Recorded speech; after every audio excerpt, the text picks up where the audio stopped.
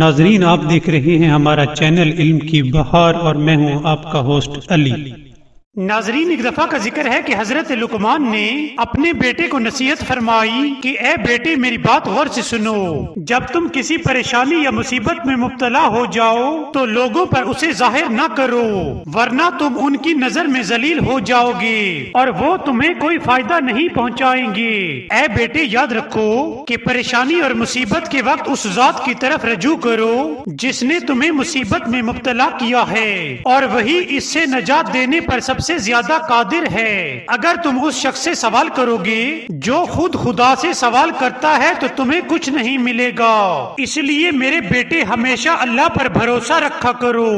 ناظرین، اس واقعے سے ہمیں سبق ملتا ہے کہ لوگوں پر اپنی مصیبت ظاہر کرنے سے انسان ان کی نظر میں ذلیل ہو جاتا ہے، اس لیے ہمیں چاہیے کہ مصیبت کے وقت میں صرف اللہ کی طرف رجوع کیا کریں۔ اس لیے ہمیں چاہیے کہ مصیبت کے وقت میں صرف اللہ کی طرف رجوع کیا کریں۔ اس لیے ہمیں چاہیے کہ مصیبت کے وقت میں صرف اللہ کی طرف رجوع کیا کریں۔